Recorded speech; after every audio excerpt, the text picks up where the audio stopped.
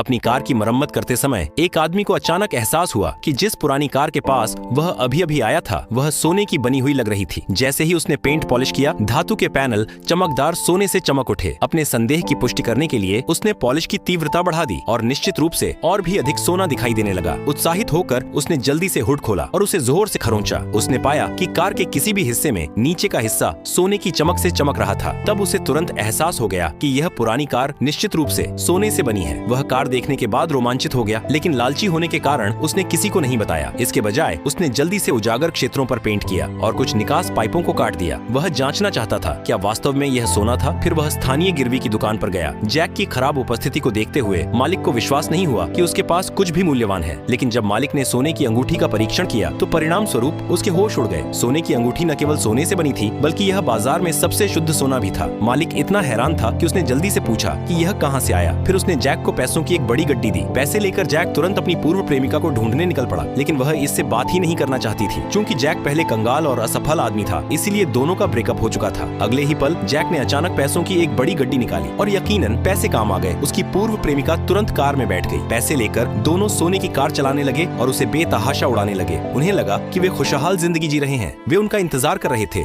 लेकिन उन्हें क्या पता था कि मुसीबत आने वाली है। पता चला कि वह सोने की कार स्थानीय माफिया सरगना की विरासत थी। सरगना के पास जीते जी सोने की कार थी, लेकिन उसके आदमियों को सिर्फ इतना पता था कि उसके पास बहुत सारा सोना है। उन्हें नहीं पता था कि वह कहाँ छिपा है। इस तरह सरगना के बेटे को नुकसान उठाना पड़ा। उसके आदमियों ने तुरंत उससे सोने के ठिकाने के बारे में पूछताछ की, लेकिन माइक को भी कुछ पता नहीं था। यह देखकर कि माइक सच बताने से हिचकिचा रहा है, उसके एक आदमी ने चिमटा निकाला और बेदर्दी से उसके एक पैर का अंगूठा काट दिया। इस बीच दूसरी तरफ जैक ने भी पिछले मालिक का शुक्रिया अदा करने के लिए उसे कुछ पैसे दिए। अगले पार्ट के लिए कमेंट करें।